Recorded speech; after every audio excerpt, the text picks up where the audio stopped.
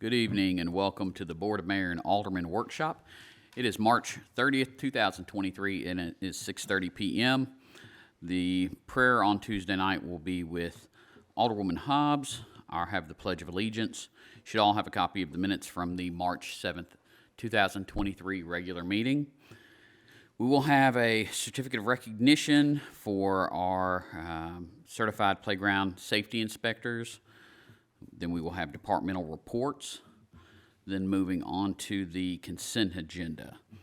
We have got approved change order number 2 to the 2022 water storage tank improvements project.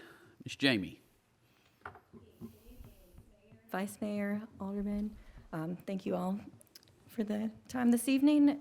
This change order is for the 2022 water storage tank improvements project. It's the final adjusting change order that establishes the final contract price based on the actual quantities that were installed during this project.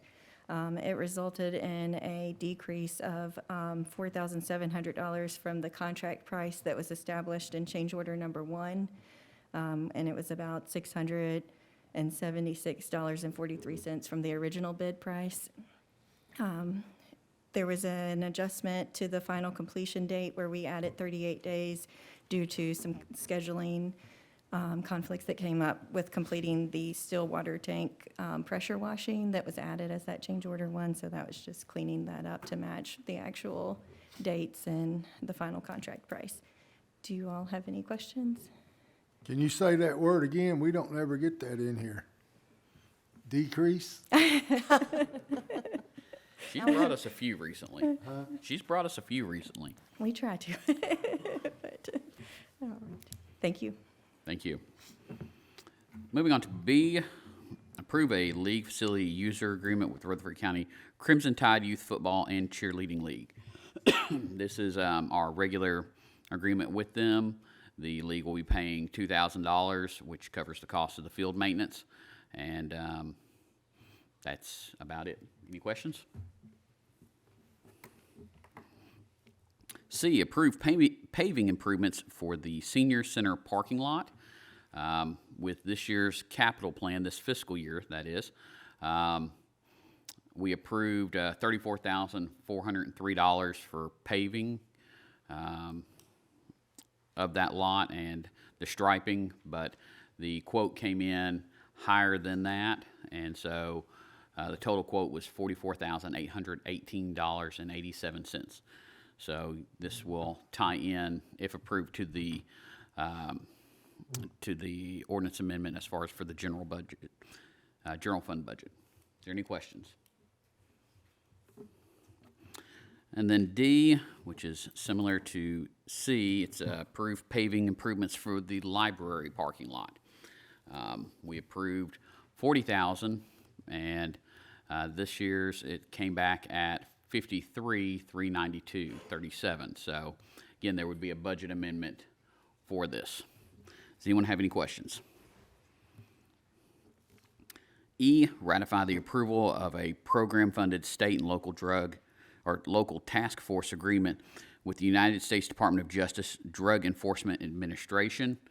And this is tied to an officer who is participating with the DEA program and would allow for the reimbursement of the officer's overtime. So the interim police chief decided to end that agreement, and it is effective March 18th. It was signed already, but it was signed after the deadline for the March meeting. Does anyone have any questions? Is there going to be any kind of repercussions? No, this is just us ending that agreement, and so that officer will come back to work for the city. He's already back. Yeah, well, as of the 18th. Right. Is there a particular reason we decided to, or the chief decided to withdraw from the DEA program? I would defer to him. He should be here Tuesday night, or you can reach out to him by phone and talk to him. Yeah. Any other questions? Moving on to new business. First reading ordinance 2023-06, an ordinance to amend Article 4, Section 5.055 of the Laverne zoning ordinance regarding the floodway and fringe districts. This received a favorable recommendation from the Planning Commission on March 28th, 2023. This is just updating our floodways and is required for our continued participation with NFIP. Does anyone have any questions? Moving on to 6. First reading ordinance 2023-07, an ordinance to amend the fiscal year 2022-2023 general fund budget. This has got quite a few items in it. The largest portion of this is going to be for the 457 retirement fund for the city's matching portion. That was approved back in August of last year. And that is just under $200,000. You've also got an amendment in here for the Volkert for the zoning ordinance update. We've got the contract for the police chief recruitment, some salary adjustments and corrections for various departments. We've got with IT an email mitigation to Office 365, a new HVAC unit for the multi-purpose building, and then, of course, some emergency purchases, tied to the frozen pipes at Veterans Memorial Park concession stand. And then we've got a few additional fees with EnviroGov assistance for codes. And then, of course, you've got the additional funds for the paving and striping with the library. Does anyone have any questions? Total, this budget amendment is $404,890. Moving on to 7, first reading ordinance 2023-08, an ordinance to amend the fiscal year 2022-2023 Senior Citizens Fund budget. And this is the budget amendment to cover the increased expense for the parking lot paving. Does anyone have any questions? Moving on to 8, first reading ordinance 2023-09, an ordinance to amend the fiscal year 2022-2023 Stormwater Fund budget. And this is in regards to the 457 retirement match that was approved back in August. And so the additional cost is $2,300. Does anyone have any questions? Moving on to number 9, Resolution 2023-08, a resolution of the City of Laverne Board of Mayor and Aldermen to declare property owned by the city to be surplus to the city's needs and directing disposal of the same. And this is a bunch of different items, pretty much for public works. You should have a list there in front of you, but it's vehicles, desks, equipment, a trailer, parts washer, that sort of thing. Does anyone have any questions? Resolution 2023-09, a resolution to accept the Minerva Village Phase 1 subdivision. This received a favorable recommendation from the Planning Commission on January 31st, 2023. And this is just like it sounds. It is accepting this subdivision phase. And so there's no financial impact. Of course, once the one-year maintenance period ends, the city will be required to maintain the infrastructure of this subdivision. Wasn't there a punch list for that or something? Yes, and that was completed. Was. That they have to be completed to get through Planning Commission. Does anyone have any other questions? Resolution 2023-10, a resolution to accept the retreat at Finch Branch Phase 1 subdivision. This received a favorable recommendation from the Planning Commission on February 28th, 2023. And this is the same situation as the prior, just regarding the retreat at Finch Branch. Is there any questions? Number 12, Resolution 2023-11, resolution authorizing the City of Laverne to join the State of Tennessee and other local governments in amending the Tennessee State Subdivision Opioid Abatement agreement and approving the related settlement agreements. This is a fun one that Bruce and I have had a lot of fun with, as well as Evan. This is tied to the two different settlements going on for the opioid, where municipalities and governments have sued both the manufacturer and some of the distribution groups. So Walmart, Walgreens are all part of this.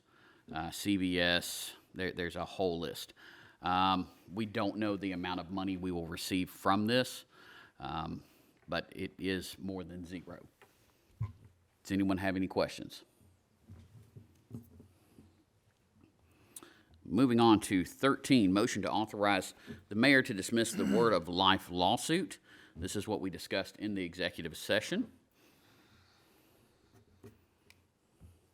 Then moving on to 14, appoint or remove board and committee members. We still have the Historical Preservation Advisory Committee, where one term is vacant, where Chuck Isbell resigned. We have not received any applications at this time. If we don't by Tuesday, this will be removed from the agenda. Then moving on to the Stormwater Appeals and Advisory Board, we've got two terms that are vacant due to resignations, and same situation as the last one. We have not had any applicants as of yet. So if we do not have that by Tuesday, that will be removed from the agenda. Then we've got two FYIs. We've got the Beautification and Arts Advisory Committee. We've got one term that expires at the end of April, which is Tabitha Howard. We will reach out to her to see if she wants to remain on the board, and then we will start advertising this on Channel 3 and on social media. Last one is the Senior Citizens Advisory Committee. We've got two terms expiring at the end of April. Anthony Honeycutt and Roger Finch. We'll reach out to both of them to see if they want to remain on this committee, although I know Roger Finch has reached out to me directly, and I've redirected him to Bruce. He wants to remain on this committee, but we will advertise that on Channel 3. This won't be on the agenda for Tuesday night. Then moving on to 15, discussion, City Administrator Performance Evaluation. Mr. Andrew Patton, I'll turn it over to you. Good evening, Mayor, Board. Good to see you all. Every year, as you know, every employee in the city participates in an annual review process. This is, in my tenure here, this is my second round. Happy to report to you that, again, this year we completed 100%. So every employee got an opportunity to have a meeting with their supervisors and hear some goals for the next year. So tonight we get to talk about the City Administrator annual review. This is one that is commented on by each of you individually to me, and a report which is in your packet has been compiled. I wanted just to point out a couple of things to you, and then I can ask or answer any questions that you might have. So the evaluation is based on a 1 to 5 scale, with 1 being the lowest and 5 being the highest. And there are a total of 10 sections that we ask you to rate the city administrator on, and there's a number of questions with each section. This year, the city administrator's highest section individually was a 4.76, which was section 4 on policy execution. Obviously, with that particular role as it's slated right now, that would be one that you would want to be on the high side. The lowest was a 4.2, which was section 6, related to citizen relations. Again, not necessarily a huge surprise, simply because, again, the city administrator is a highly administrative job inside of City Hall. Not necessarily as much citizen interaction as you would have, or as maybe an individual department director might have. Overall, the 2023 review came in at a 4.43 out of 5. I will point out that last year's evaluation was a 4.07, and the year before that was a 4.17. So this is the highest rating that the city administrator has received within the last 3 calendar years of the review. Any specific questions that you might have? Bruce, your thoughts? I just appreciate the feedback. I know there's several comments in the reviews, so I will look at those carefully. I may discuss some of them with you to get more feedback and try to make some improvements where I can. So I just appreciate the evaluation. Thank you. You're welcome. Thank you, Andrew. Moving on to number 16, discussion term limits. This is something I had asked to be put on. Something from the election season that was mentioned by several residents, and even some of the candidates, were term limits or the lack thereof for the Board of Mayor and Aldermen. So in our charter, and it's part of your packet, there's a mechanism to implement term limits. And we are still going through the research portion of it to make sure that the city fully is eligible for this, because it sets in the in Section A some very specific criteria for both the city and the county. So I'm hoping to have some word back on that for next week's meeting. This will not be on the agenda, but ultimately, after seeing both what our residents have said and then what the state had tried to do this calendar year, they actually tried to put statewide term limits on both county and city. It ultimately failed for the simple reason that the Tennessee General Assembly was going to be included in those terms. So that got shot down, but if we're eligible to do this, I would simply propose to do the exact same format that the state proposed, and that's in your packet.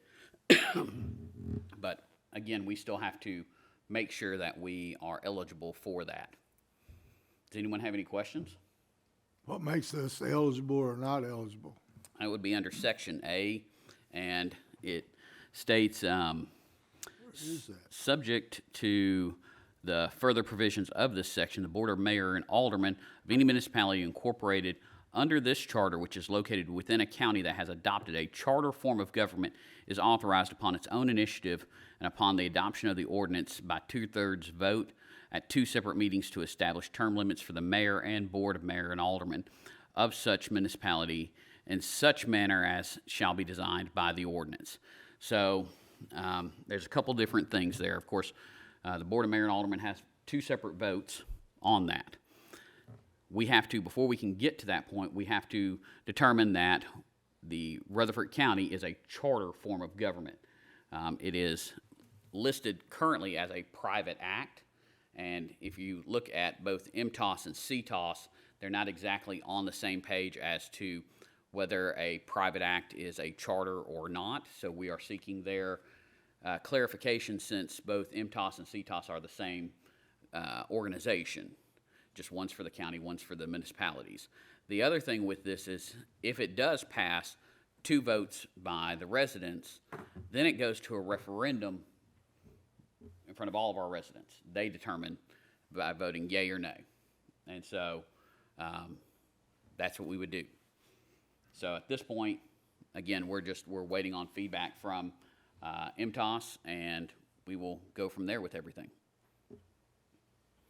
Any other questions? Okay. And then will we develop the term limits of what that would look like? That would be our obligation to do Yes. that? Yes, we would craft an ordinance, and then it'd be voted on twice, and then from there, we would notify the election commission to have that on the next election. Thank you. Moving on to Mayor and Alderman comments. Alderman Waldron. Everybody keep in their prayers and thoughts about the people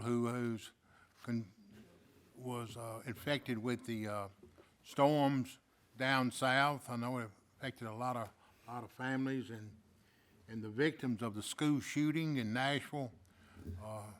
That's hitting pretty close to home. Keep everybody involved in that in the prayers, because it's getting pretty close to Laverne. And check on the elderly, and make sure your pets has got shade and ample water. Thank you. Alderwoman Hobbs. Yeah, I just wanted to, again, just echo what Alderman Waldron said, about the officers involved in the protection of the students there. One of them was Laverne High School graduate, class of 2009, so a little hometown hero, hurrah. Thank all of our officers for their services. And just make mention of the Laverne Rescue County Ham Breakfast on April 8th from 6 to 10 a.m. Thank you. Alderwoman Haas. Excuse me. I'd like to remind everyone that April 1st is the Easter egg drive-through, which is this Saturday at Veterans Memorial Park from 10 to 11. So everybody bring your kids out, drive through, pick up age-appropriate bags of eggs, and you may get lucky and get the golden egg. Also, please keep in your prayers the families of the service members who crashed in the Black Hawk helicopter, Black Hawk helicopter accident up in Tree County in Kentucky. As most of you know, I am a retired U.S. Army Reserve, and so that kind of hit close to home. So please keep them, the families, in your prayer. Thank you. Vice Mayor No.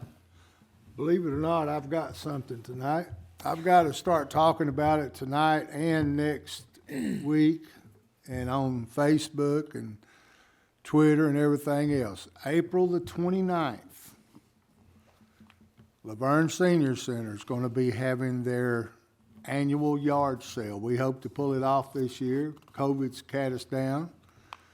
Please tell everybody, April 29th of that week, we will start taking donations, so gather up some good stuff. Please, no junk, no TVs, no clothes. If it's a big flat screen, we'll take it.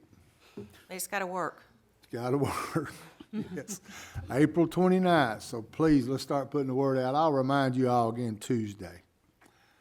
That's it. Thank you. Well, first I want to congratulate Dr. Holman at Laverne Middle School, who was recently named as the Franklin County School Board Director. So one of our principals is going on to be the Director of Schools. So very much congratulations to him and his team. I know it's going to be a big loss for us and a big gain for Franklin County. So they've got a very, very, very good director coming. I want to remind everyone it's mowing season again. I know Codes is getting ready for all the tall grass complaints, but when you're mowing, please keep your grass cuttings out of the street. Our friends on motorcycles, that just doesn't mix well, and they usually wreck out. So we don't want that. We don't want anyone hurt. So please put that into your own grass, not out on through the road. Want to remind everybody about Easter. It should be a fun time for the Easter egg drive-through, and the Easter Bunny's always out there having fun. Hopefully we'll not get close to being hit this time. Right, David? I forgot about that. One thing I know I've already spoken to our city administrator and our HR director on, and this will come before the board eventually to be voted on, but I would like to see us move our review process for the city administrator, does require a vote to do that, to later in the fall. Simple reason is, for anyone who is new coming onto the board, this gives them at least 10 months of being able to work with them versus 3 to 4 months. It allows more time to give a more ample review of working together. So that will come before the board. Did notice today the Sessions paving crew was finally out over at Thornton's Paving. Hallelujah. Hopefully those bumps on the way home are going to be gone, but I've got to wait and see. And then, of course, ask everyone to keep, of course, Covenant School in your prayers for what happened this week, as well as the families that had people lose their lives in the Black Hawk helicopter crash this morning. With that, I call this meeting adjourned.